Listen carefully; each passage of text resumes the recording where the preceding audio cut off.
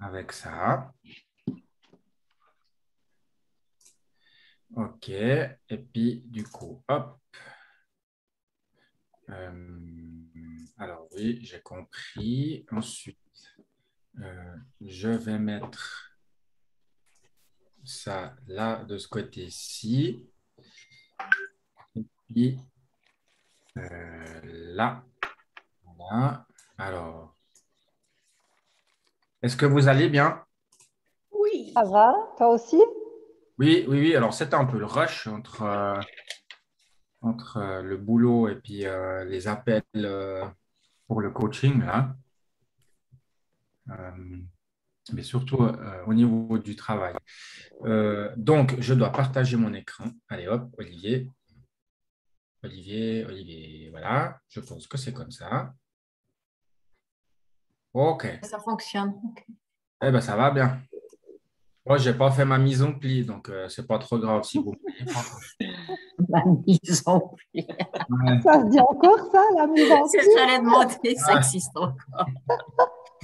Bon, voilà, hein, Olivier, C'est un ouais. peu has-been, Olivier.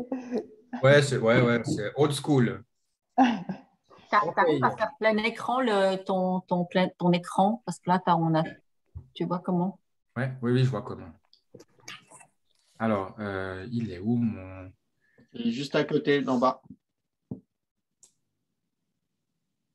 Ouais. Yeah. Mais on peut faire mieux que ça? Non, vous le C'est voyez bien comment, ça. vous? C'est bien. Ouais. Mais avec Mais je les pense scripts. qu'on peut faire mieux que ça parce qu'on voit tes slides en dessous. Ah, ouais. Tu Alors, vois? ouais, Il alors, faudrait faire mode diaporama, je pense. oui, Utilise un alors, diaporama.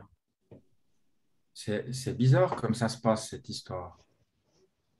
Alors, hop, euh, hop, je vais faire. Voilà, je crois que j'ai compris. Vous savez, moi, je suis suisse allemand, il me faut du temps, hein. Il me faut du temps. Ça, c'est une croyance aussi. Il y a peut-être un paradoxe. Ah, ah. Euh, alors, tous les participants qui, Et là. puis, ça a été, vous, avec vos coachings, là, l'autre jour, c'était quoi? Le 26, hein? Ah, le fameux 26. Le fameux, ouais. Quelle histoire. Là. Kevin, Ah, t'as je eu ne l'ai pas quelqu'un rejoint finalement? après parce que j'ai fait plus long que. Moi, en 45 minutes, moi, j'arrive pas, hein. Pour moi, c'est mission impossible. En plus, j'avais pas rencontré la dame avant. Donc, prendre contact plus coacher en 45 minutes, oublie quoi. Mais sinon, c'est bien allé. Mm. OK. Bon, alors, je suis navré pour ces contraintes techniques et ce retard. Et donc, bah voilà, je me réjouis de vous proposer ce teachback qui traite des paradoxes. Est-ce que tout le monde m'entend? Ouais. Oui, Oui. Oui. Est-ce que tout le monde a une image full screen correcte? Ouais. c'est OK, ouais. OK. Bon, ben voilà, alors c'est parti. Donc, les paradoxes. Ouais, ben, le paradoxe, c'est que ça ne marche pas. Ah, j'arrive Oh. pas. Hein. OK, bon, je dois faire avec la souris. Un peu d'histoire. Quelques repères sémantiques et conceptuels. Du grec para, contre, et doxa, pardon, l'opinion. Le paradoxe se définit comme contre une opinion communément admise. Les paradoxes jalonnent nos existences car ils sont l'apanage des êtres parlants, comme le souligne l'étymologie. Au cours des années 1950, les théoriciens de la nouvelle communication ont mis en évidence les effets pathogènes de la communication paradoxale. En termes de définition, je propose le postulat suivant. Une communication est paradoxale dès lors qu'elle se compose de deux messages antagonistes, contraires, contenus dans un même et unique message. Le paradoxe, c'est comme une communication à deux niveaux contradictoires. On parle aussi de double contrainte. Le récepteur du message peut se retrouver de facto dans une situation difficile à tenir, voire impossible à soutenir, ne sachant à quel message se vouer. Les théoriciens, toujours, désigneront alors ce type de communication paradoxale par le terme de double contrainte, double bind, ou encore d'injonction paradoxale selon la forme du message. En termes de double contrainte, je propose le postulat suivant. Une double contrainte désigne l'ensemble de deux injonctions qui s'opposent mutuellement, augmentées d'une troisième contrainte qui empêche l'individu de sortir de cette situation. On la présente au niveau des relations humaines comme un ensemble de deux ordres, explicites ou implicites, intimés à quelqu'un qui ne peut en satisfaire un sans violer l'autre, comme les obligations conjointes de faire et ne pas faire une même chose. La double contrainte s'exprime donc par le fait d'être acculé à une situation impossible dont sortir est également impossible. Alors,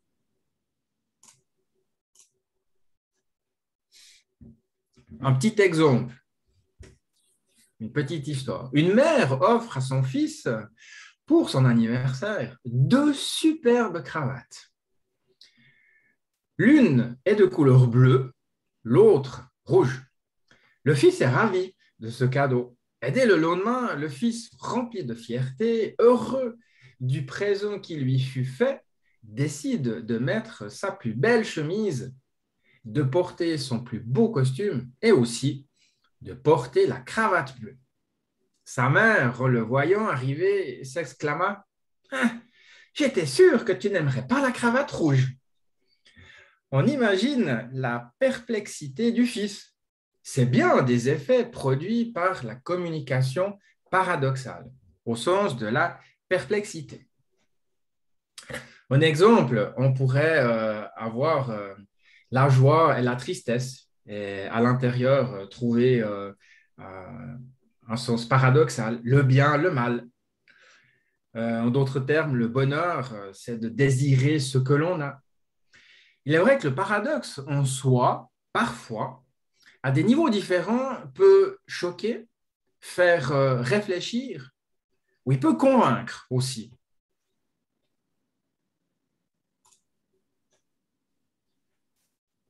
Si on se rapproche un petit peu du coaching, voici une proposition d'aborder les paradoxes donc avec l'index de conscience.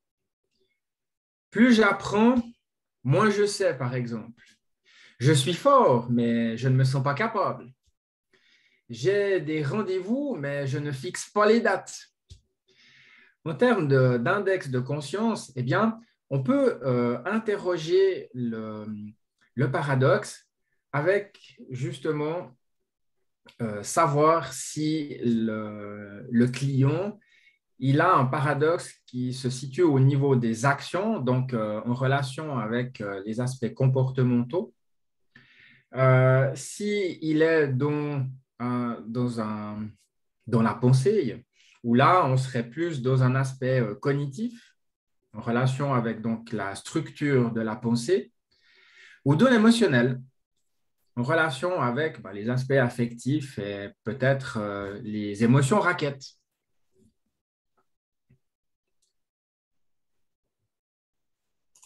Hop là.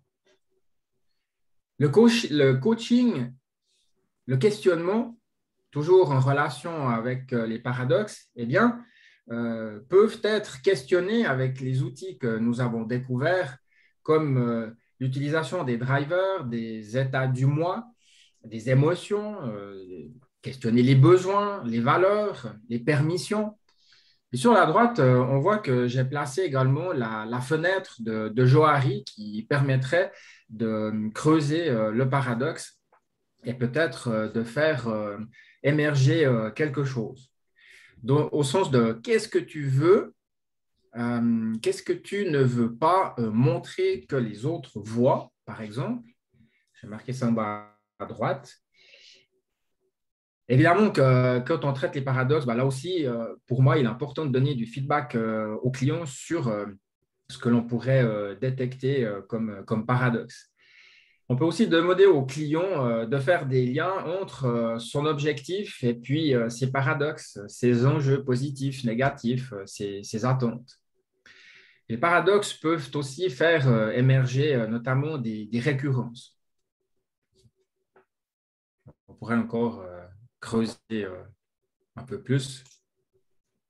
Je vous ai mis ici un texte que je vous laisserai lire. J'avoue ne pas être rentré dans ce qui est écrit ici par manque de maîtrise du sujet.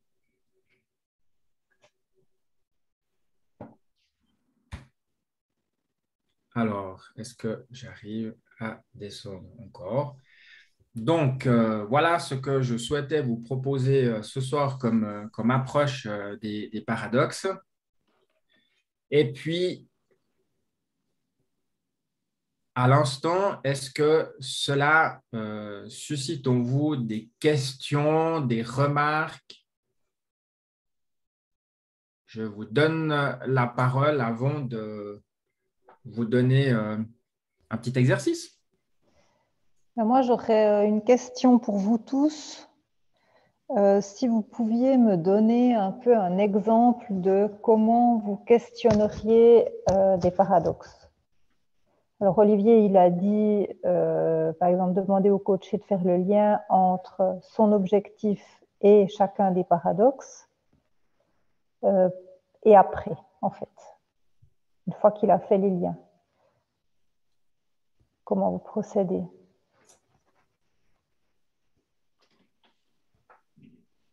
Est-ce que tu as un exemple concret à nous partager? Je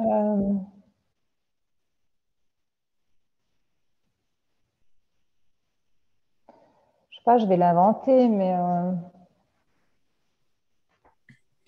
c'est facile de suivre une recette de cuisine, mais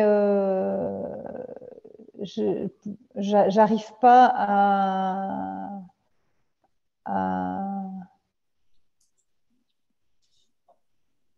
Non, c'est pas un paradoxe, ça. Ou alors c'est facile de suivre une recette de cuisine et pourtant j'obtiens jamais un plat à la hauteur de ce que j'ai envie, quoi, au niveau gustatif. Je sais pas si c'est un paradoxe. Pas trop. Moi, je peux vous partager un paradoxe si vous voulez. Oui, volontiers. Moi, mon paradoxe, c'est que j'adore apprendre et je me rends compte que plus j'en sais et moins je sais. Ok. Donc, moi, si je te pose la question, quel lien tu fais entre ton objectif quel est ton objectif là-dedans? C'est d'apprendre beaucoup, d'apprendre toujours plus. Ouais. Alors, quel est le lien que tu fais entre ton objectif et ces deux analyses entre ce paradoxe, en fait? En fait, moi, plus j'apprends, plus je me rends compte que moins j'en sais sur ce que j'apprends. Oui, voilà. Donc, ma question, c'est et après, qu'est-ce que vous faites de ça, quoi? Comment vous continueriez le coaching? Moi, je me trouve souvent bloquée en surface et j'ai de la peine à aller en profondeur. Je pense, pour moi, c'est m'amener à l'acceptation. Accepter que ne pas savoir. Donc, tu questionnerais, par exemple, quand tu dis plus j'apprends, tu questionnerais le comment tu apprends, quel est ton but d'apprendre, comment ça se passe, qu'est-ce que ça te fait quand tu apprends. Moins j'en sais, c'est quoi pour toi de moins en savoir, elle est où ta norme, tu questionnerais dans ce sens-là, l'un puis l'autre. Puis après, tu demanderais de quel lien maintenant est-ce que tu fais entre chacun Vous pouvez me de questionner ces dessus et énoncés. puis voir comment on évolue là-dedans. Ouais. De la pratique en fait, c'est ça qu'il faut, de la pratique, de la pratique. Moi, je propose que selon le moment que tu vis avec ton client, c'est de tenir compte aussi de sa gestuelle, de ses réactions, Mhm. de ses Mhm. changements d'énergie. Et puis, effectivement, je proposerais de questionner sur, et pour toi, apprendre, Et la caméra. ça joue? Ouais, c'est bon. Oui, oui, je t'écoute. Alors, pour toi, apprendre, ça signifie quoi? Concrètement, tu ressens quoi, quand, etc., tu apprends peut-être tu satisfais quel besoin. Et puis, le fait Mhm. après de ne plus savoir, OK, ne plus savoir, Mhm. plus concrètement, métaphoriquement, peut-être, ça se Mhm. présente comment? Ça se place où à l'intérieur de toi? Ce serait comme quoi? Euh, et puis, que ressens-tu à ce moment-là? Et ce serait un petit peu, euh, ouais, comme les 3 points. Les 3 points, j'ai le paradoxe enfin, comment dire ça, j'aime apprendre, puis Mhm. je sais plus. Et puis, quoi faire avec les deux? En fait, un peu l'effet entonnoir. Oui, oui. Il faut quand même y aller plus en finesse parce que j'aime apprendre et puis je ne sais plus. Après, il y a d'autres questions plus Non, j'ai puissantes à poser, quoi. alors, j'ai pas Et- dit que je ne sais plus, hein. ouais, voilà. Est-ce qu'on peut Moins demander j'en si sais, moins j'en ça, sais, t'as dit. est-ce qu'on peut demander si ça annule l'apprentissage d'avant, en fait, de se rendre compte que plus tu sais, moins tu sais. Est-ce que ça, comment on appelle ça, euh, dévalorise ce que tu as déjà appris? Est-ce que Mhm. Si je rentre, non, du tout. Ça ne le dévalorise pas, mais je me rends compte que je ne sais pas. Moi, je te demanderais quel niveau de connaissance tu aimerais atteindre dans l'idéal. Bonne question. Quel niveau de l'ordre de l'expert? Et l'expert, il n'y a pas un moment où il ne sait pas non plus? C'est quoi être expert déjà? C'est quoi être expert? Alors oui, l'expert, première question, première réponse. À un moment, l'expert ne sait pas. Oui, j'en suis conscient. Et c'était quoi, Christelle? Qu'est-ce que c'est qu'un expert? Qu'est-ce que c'est un expert? C'est quelqu'un dans mon monde à moi qui a une expertise bien spécifique et bien précise. Moi, j'ai envie d'utiliser cette notion chirurgicale d'une connaissance bien précise. Et en quoi c'est important pour toi Hop. d'avoir cette expertise? Voilà, là, on travaille sur la métaphore. En quoi c'est important? Pour moi, c'est parce que c'est un besoin que j'ai et ça me nourrit. Ça Ça me nourrit quoi chez toi? du plaisir. Ça nourrit le plaisir d'être dans l'expertise.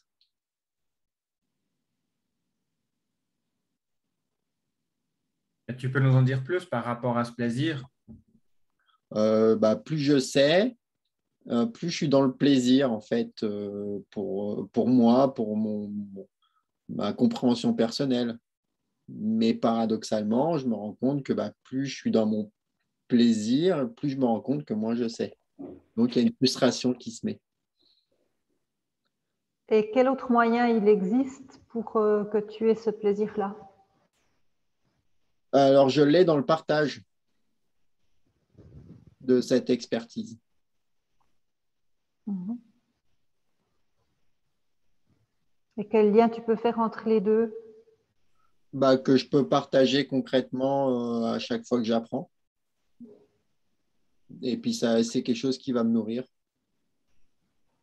est-ce que, enfin, dans quelle mesure pour toi, d'apprendre encore plus te permet de partager? Est-ce que tu peux répéter? Dans quelle mesure pour toi, apprendre encore plus te permet de partager? Pourquoi est-ce qu'il faut, enfin, il n'y a pas de pourquoi, mais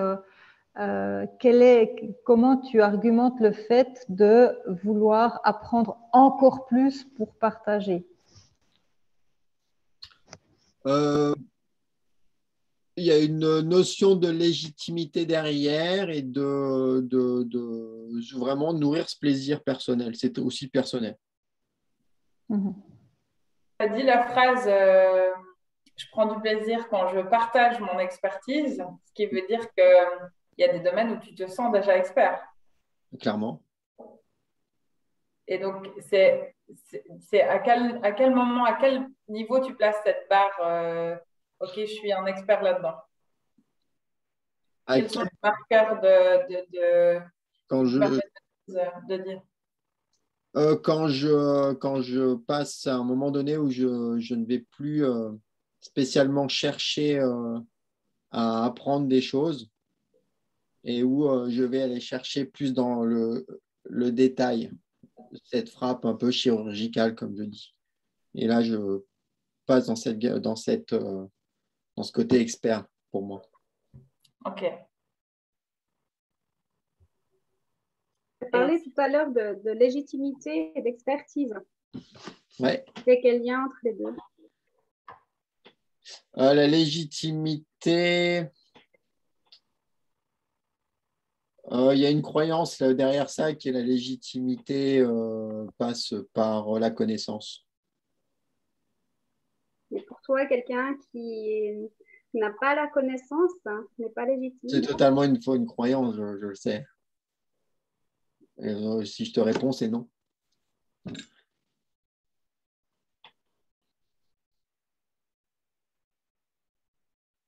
Il faut un peu de connaissance, mais pas spécialement être expert pour être légitime. Voilà, vous avez questionné le paradoxe. On a questionné le paradoxe, mais au final, as-tu avancé? Ouais, oui, parce que je suis OK avec ça, en fait. C'est quelque chose auquel je suis OK. C'est pas quelque chose qui me bloque. OK. Cette croyance-là ne te bloque pas. Je l'ai dit, mais je l'ai travaillé, cette croyance. C'est une réponse orientée. Si tu le dis, c'est OK. Hein?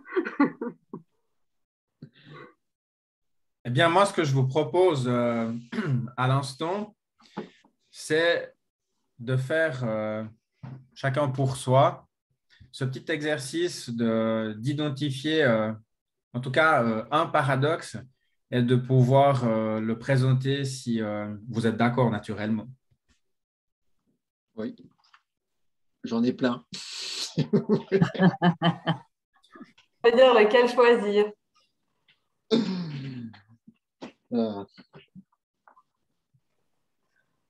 OK, on a combien de temps? Alors, vous avez 5 minutes. OK. Alors, je m'y pose. Alors, c'est bon. à qui la parole? Christelle. Le mien, vous le connaissez pour la plupart d'entre vous. Le plus évident, c'est que je veux être autodisciplinée pour atteindre mes objectifs et donc me sentir libre. Mais pour moi, la discipline, c'est l'inverse de la liberté et c'est signe de contrainte et de restriction. Voilà. OK. Je travaille dessus, mais ouais, c'est le plus évident chez moi. OK. Et tu aimerais être questionné par rapport à ça ou ça va comme ça? Moi, ça va comme ça. J'ai déjà abordé le sujet en coaching. Je l'apprivoise petit à petit, ce paradoxe. OK.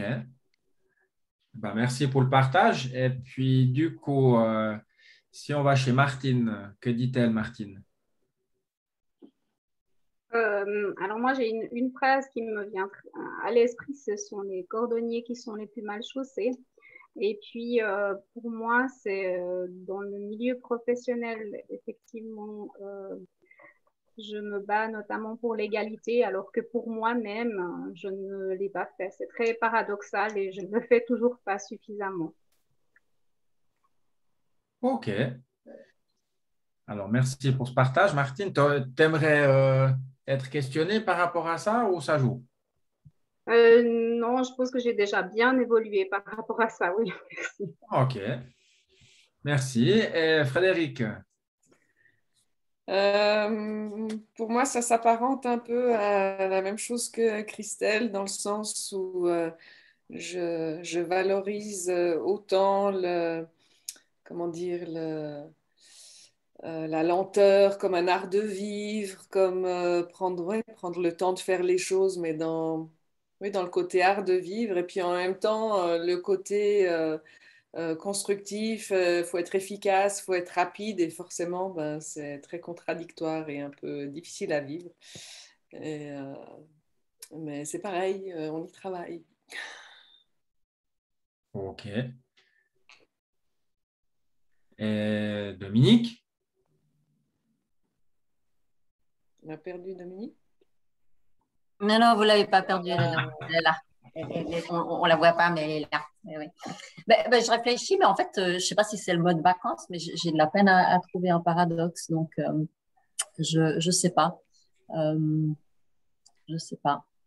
Peut-être que ce serait aussi un truc qu'on avait travaillé l'autre fois par rapport au fait plaisir. Peut-être que je suis voilà, tant que c'est pour les autres, j'ai une capacité de donner mon temps, etc.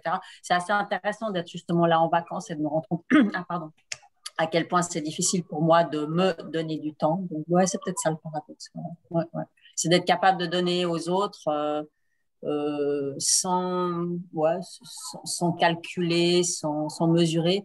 Et puis, quand il s'agit de moi, j'ai beaucoup de peine, quoi. Donc, là, ces jours, j'apprends à lâcher là-dessus, quoi. Voilà. Je suis en pleine pratique, on va dire.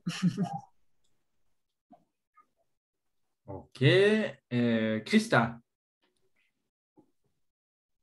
Moi, c'est un peu complexe. Alors, j'aurais plein d'exemples très précis, mais en même temps, je n'ai pas envie de m'étaler dessus maintenant. Mais le paradoxe, c'est surtout un tiraillement entre je comprends très bien les choses et je n'arrive pas à les appliquer.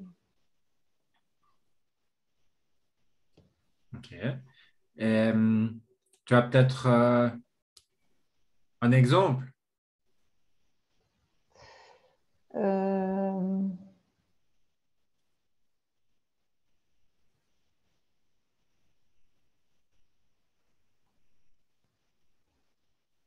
je comprends très bien comment aborder, par exemple, une situation conflictuelle, mais quand il s'agit de l'appliquer, ça bloque. Okay. Et puis, ouais, c'est l'émotionnel qui prend le relais puis qui fout le bordel. Si je peux parler comme ça. OK. Enfin, voilà. Je pourrais donner des exemples plus concrets, mais on ne va pas y passer la nuit. D'accord. Ouais.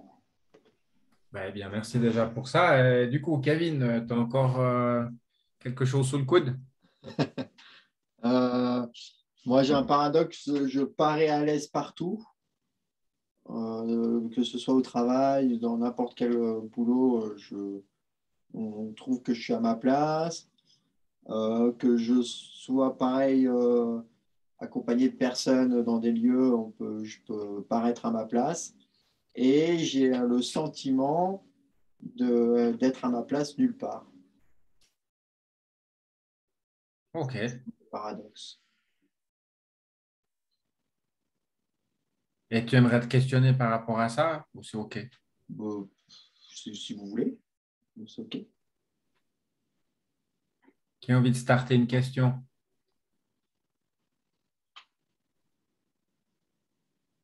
C'est quoi être à sa place?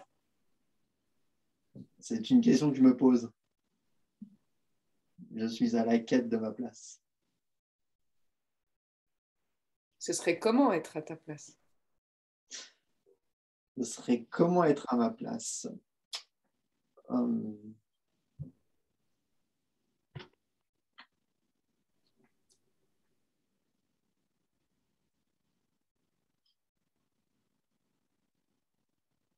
Ce serait ne pas chercher à aller ailleurs.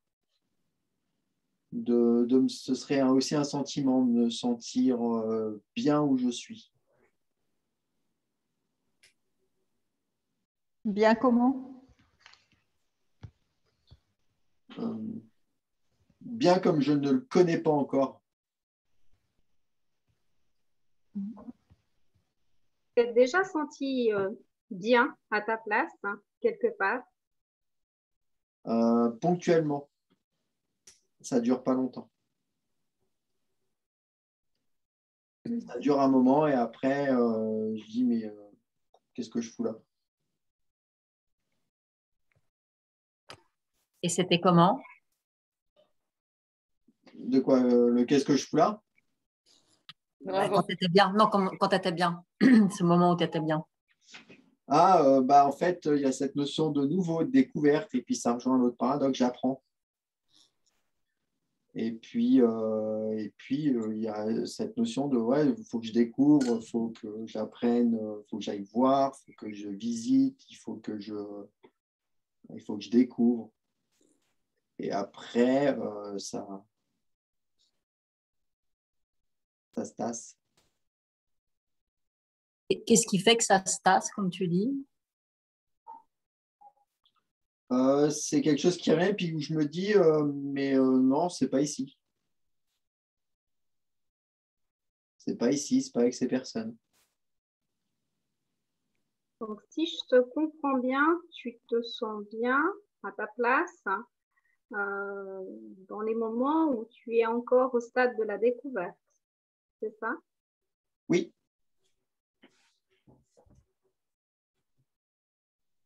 La découverte, c'est important pour toi. En quoi trouver sa place, enfin une place, ce serait important pour toi? Parce que ça voudrait dire que où je suis, là, j'aurai toujours des choses à découvrir.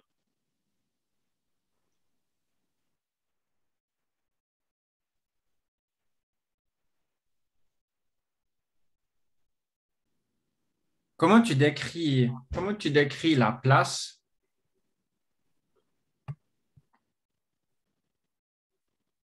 Comment je décris la place? Je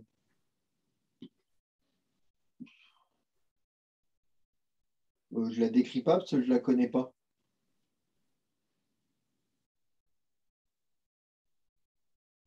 Ce serait partout.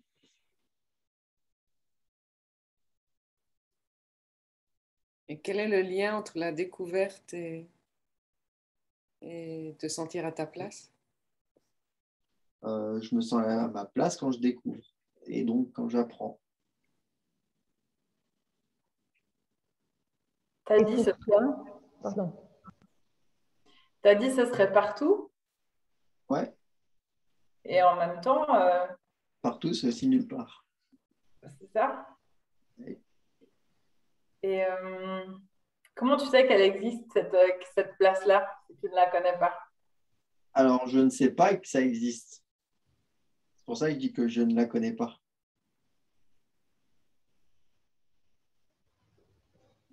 Donc, une place où tu es constamment en train de découvrir. Hein. Oui, C'est comme ça que tu l'as décrit. oui. Est-ce que c'est possible? Une place comme ça? Est-ce que c'est possible?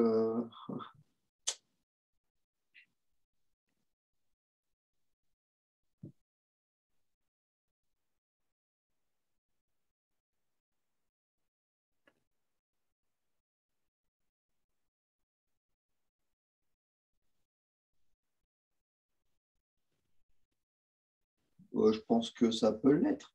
Pour moi, rien n'est impossible. Donc, oui, c'est possible.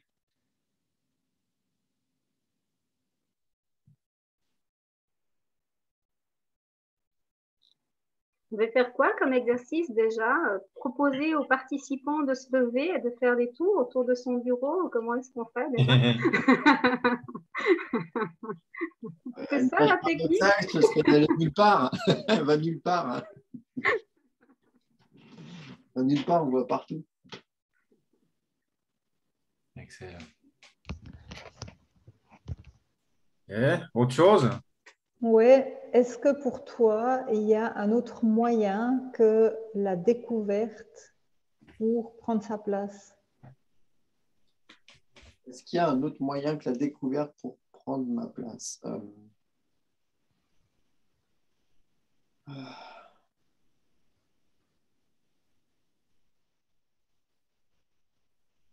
Alors, pour que je prenne ma place, il faut que je trouve ma place.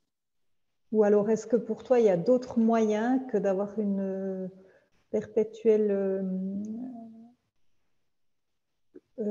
possibilité de découverte pour justement trouver cette place? Est-ce qu'il y a autre chose qui peut te permettre de trouver ta place?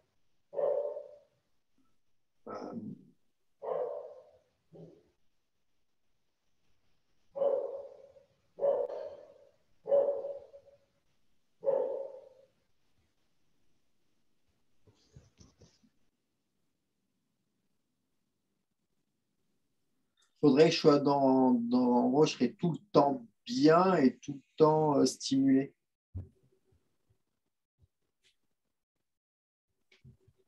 Et de quoi tu as besoin pour être stimulé?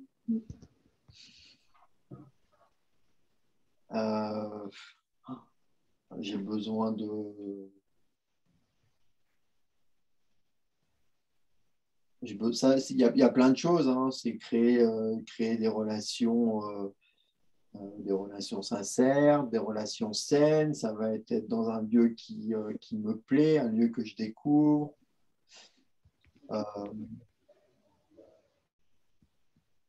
Où je me sens épanoui. Du coup, quand tu parles de trouver ta place, est-ce que j'entends une notion géographique de se centrer à un endroit? Est-ce que c'est le cas? Alors ça, ce serait une demande, oui, de ma part. J'aimerais, mais j'ai aussi comme une conviction où justement, je vais un peu partout.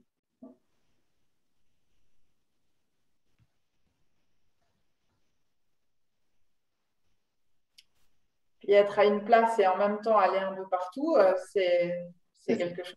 C'est être nulle part. Hein. Pour toi, c'est être nulle part. Oui.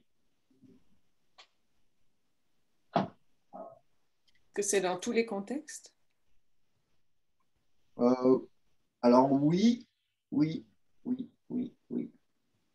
cette recherche, elle est de toi à toi ou de toi et les autres?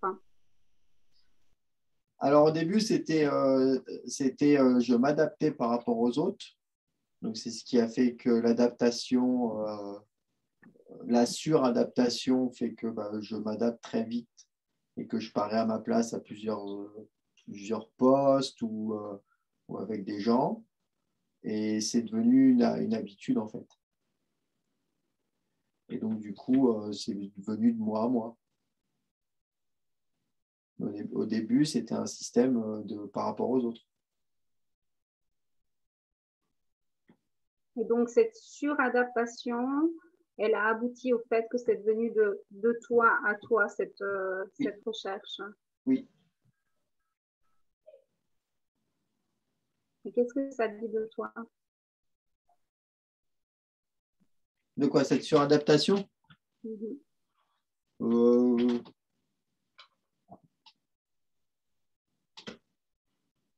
Que je sais m'adapter à peu près à tout.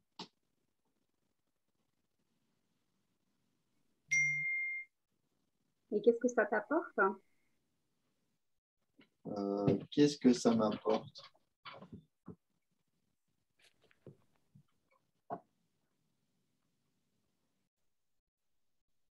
Bon, maintenant, pas grand-chose, quoi.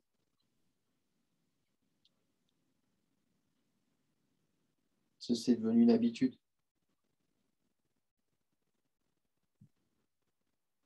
serait comment l'inverse? Ce serait c'est marrant. Ce serait avoir une maison, un chien, une femme, des enfants, un crédit, une voiture, un travail, et puis se plaindre de son patron tous les jours. Et si tu te projettes là-dedans, Ça m'emmerde. donc tu ne te sens pas à ta place non plus. Non, non, clairement, mais ce serait de créer quelque chose qui n'existe pas encore. Et ça ressemblerait à quoi du coup? Je ne sais pas. Mais j'y travaille. Ce serait quoi le lien entre l'adaptabilité et la découverte? L'adaptabilité, alors l'adaptabilité, c'était plus un paraître. Ça répondait à quel besoin? L'adaptabilité et le paraître, Ouais. ça répond aux besoins de la communauté et du lien social. Tu peux créer du lien social sans t'adapter? C'est compliqué. Qu'est-ce qui fait que c'est compliqué? Je perds les gens.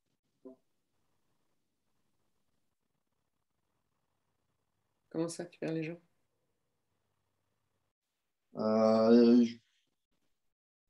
En fait, je m'emmerde déjà.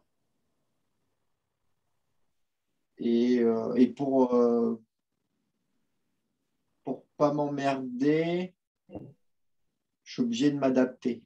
Et si je m'emmerde pas, je sens que les gens ne me suivent pas.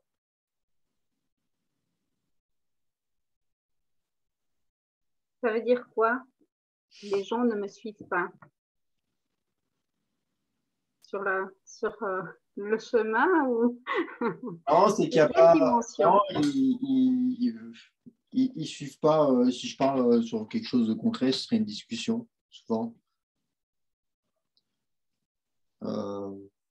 Je m'adapte au comportement des gens principalement.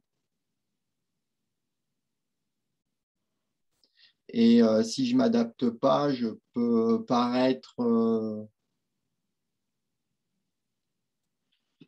condescendant.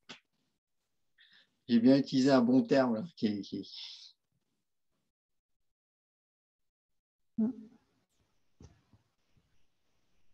Tu as utilisé le mot condescendant. C'est quelle énergie se trouve en toi? C'était un feedback que j'ai eu par rapport à des coachings que j'ai donnés. D'accord. Mais c'est ce que tu parais ou c'est ce que tu es? Alors, je ne pense pas que je suis condescendant. Quand tu t'adaptes pas, mais les autres ont l'impression que tu es condescendant? C'est l'image qui a été véhiculée en tout cas.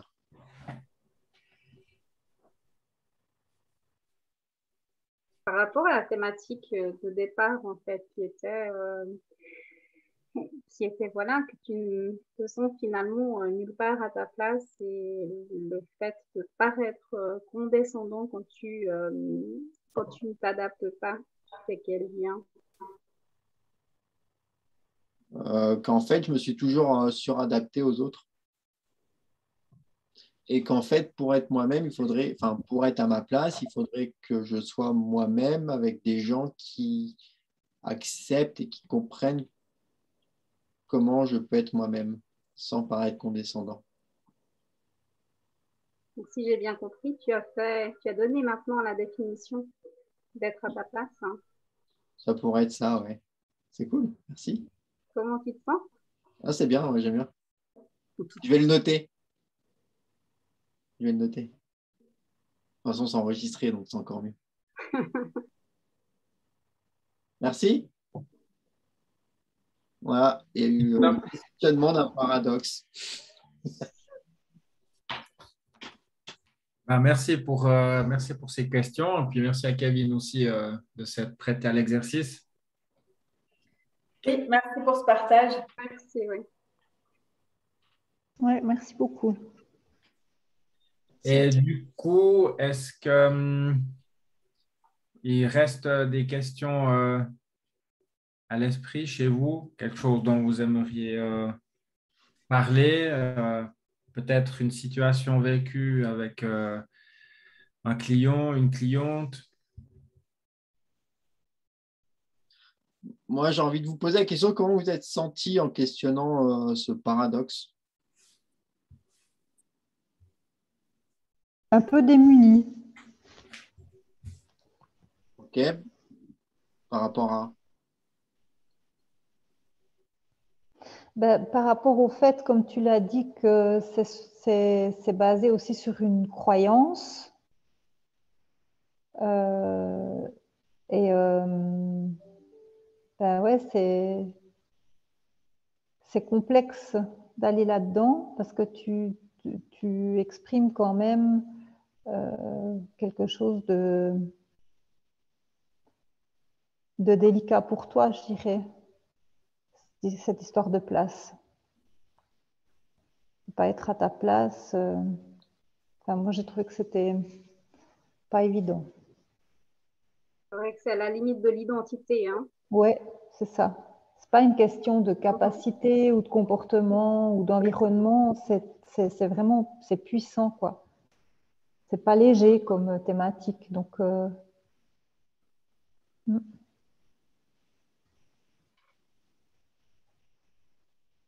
c'est vrai que parfois c'est difficile. Moi, j'ai aussi eu une expérience, justement, ce fameux jeudi soir où la personne me dit vraiment des choses, justement, comme tu dis, Christa, hein, qui sont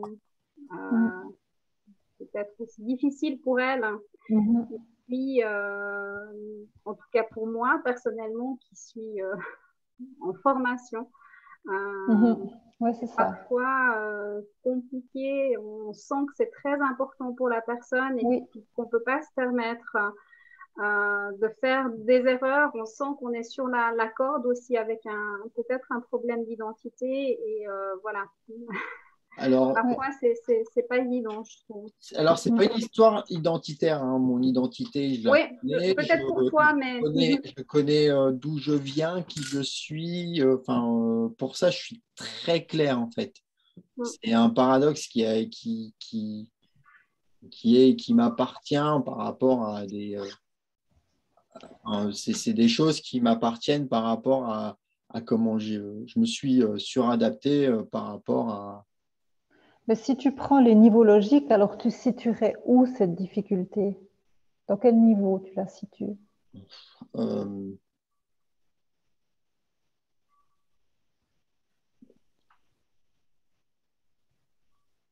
Ce serait dans l'être. C'est l'identité dans ce cas. C'est l'identité. Oui, mais ça empêche qu'on sait qui on est. Oui. Ah oui, c'est pas ça qu'on veut dire. C'est que générale, ça touche à l'identité. Tu es vraiment dans le sommet de la pyramide là, en termes de problématiques, en fait, de difficultés, et puis c'est ça pour moi qui est encore difficile là, comme le disait Martine, dans cette période d'apprentissage. Et puis j'ai aussi eu affaire à une personne qui avait un problème dans ce niveau logique là, le fameux jeudi, et je trouve ça vraiment délicat parce que comme dit Martine, j'ai pas envie de faire un impair. On sent l'importance de la thématique et puis amener la personne à réfléchir là-dessus, c'est, enfin, pour ma part, le niveau le plus compliqué. C'est compliqué, avec les outils, hein, avec ce que je suis. Pour moi, la différence, ça va être l'objectif. C'est-à-dire, si par exemple, on a un problème la problématique de Kevin, l'idée, c'est de savoir à quoi ressemblerait cette place. Ou alors, s'il vient en disant, je ne sais pas où est ma place dans cette vie ou dans ce monde, tu vois, là, tu touches à l'identité. Mais pour moi, la nuance, elle est effectivement très complexe à définir. mais elle est dans ce que vient chercher la personne. Si elle Oui, je comprends la nuance. Ouais. Elle est perdue, là, du coup, c'est pas nous. Mais ça n'empêche pas que dès que ça touche à ça, tu peux dire, eh ben, moi, je veux bien t'accompagner sur la question de, je reprends l'exemple de Kevin, de la définition de ta place et comment avancer vers cette définition-là. Et puis ensuite, peut-être poser des actions pour concrètement obtenir ce sentiment de place. Mais si la question, c'est qu'est-ce que je fais sur cette planète, et que tu te poses aussi cette question-là, peut-être pour ça, il faudrait aller c'est thérapeutique, ouais. Non, je sais ce que je fais ici. C'est déjà bien. Alors. Ouais.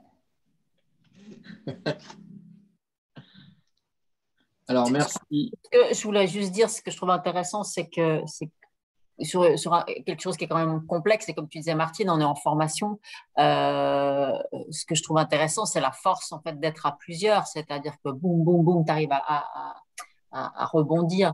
Mais on est aussi dans la difficulté d'être dans l'apprentissage et d'être en même temps un peu dans notre tête, en se disant, oh, mon Dieu, qu'est-ce que je vais lui poser comme question? Où est-ce que je vais aller? Est-ce que je fais juste ce machin? Pas de pourquoi, mais si et ça. Et là, en fait, d'être à plusieurs, qu'est-ce que c'est agréable? Parce que tout d'un coup, on se dit, ah, alors j'ai une bonne question. Bam.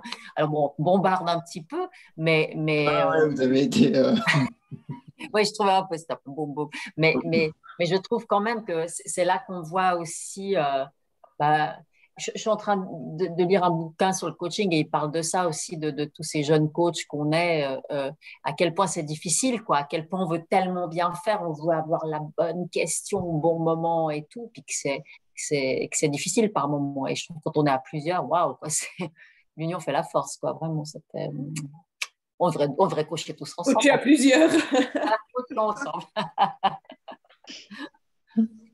Ouais.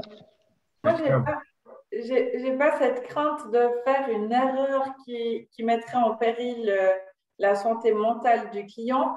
J'ai l'impression que si tu poses des questions avec bienveillance, la question, la difficulté, c'est peut-être de parfois, toi, tu te retiens par excès de bienveillance.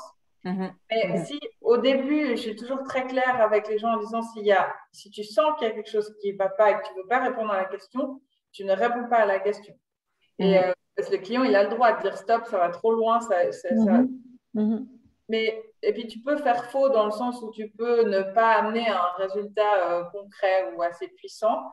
Mais j'ai l'impression que si tu n'aimais pas de jugement ou que tu ne fais pas d'induction à ton client, il n'y a pas un truc que tu peux faire faux et le détruire, tu vois. Mais c'est peut-être ma vision bisounours, mais je n'ai pas cette crainte-là. Donc, je ne sais pas si vous avez ça. Moi, je pense comme toi, Christine. Moi, je ne parlerai pas de détruire la personne ou mettre en danger sa santé psychique. Je ne sais pas jusque-là. Je ne crois pas que j'ai autant de pouvoir que ça. mais juste, il y a certaines choses qu'on peut réveiller aussi chez le client ou la cliente qui peut peut-être, ça peut peut-être pas être le bon moment. Ou peut-être trop, en fait, un trop plein. C'est plus par rapport à ça d'être peut-être aussi maladroit dans le questionnement parce qu'il y a peut-être énormément d'émotions.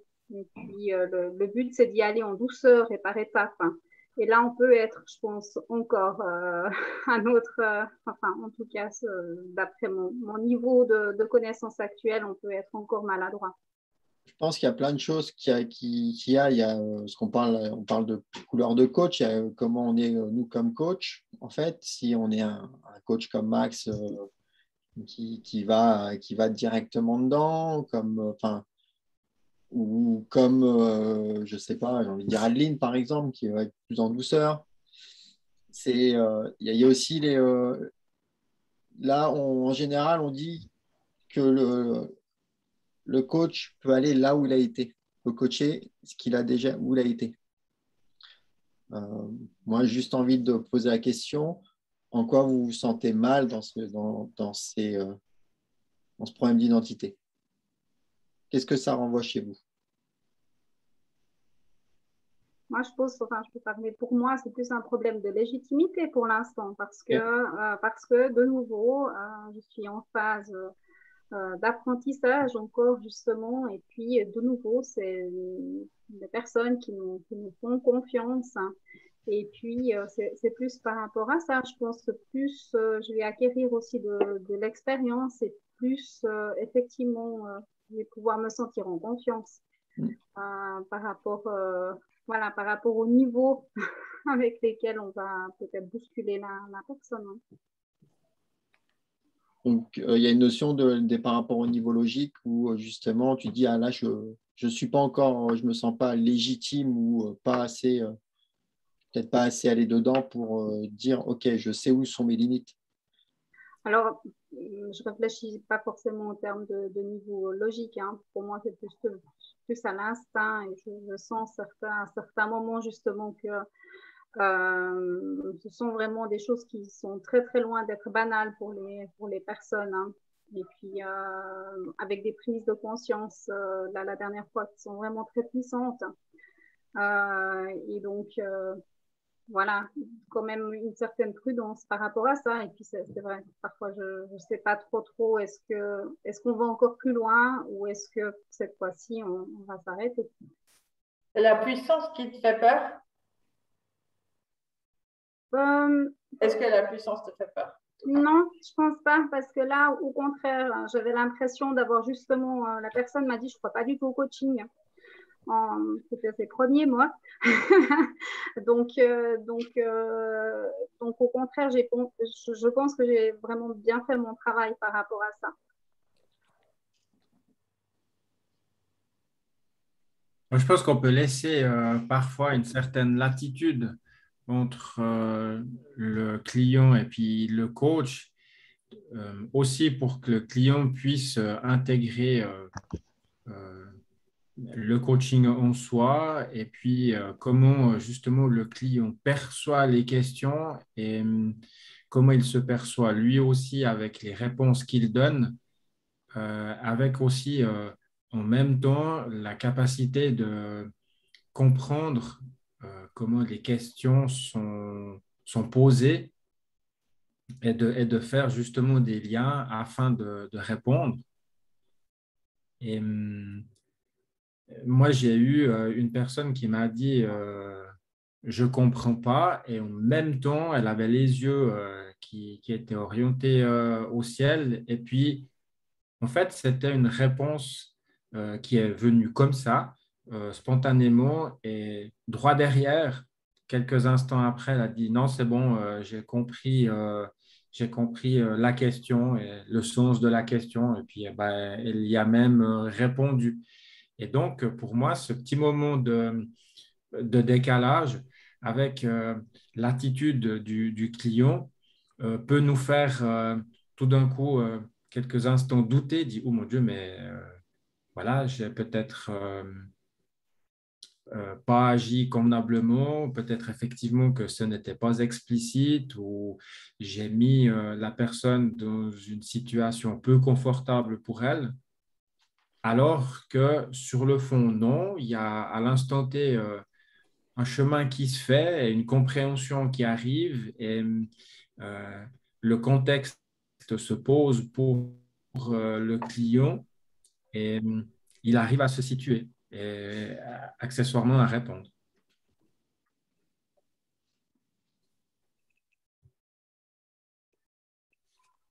Bon. Merci Olivier. J'aimerais, avant de clôturer, je pense qu'on peut stopper l'enregistrement là, si c'est OK pour vous.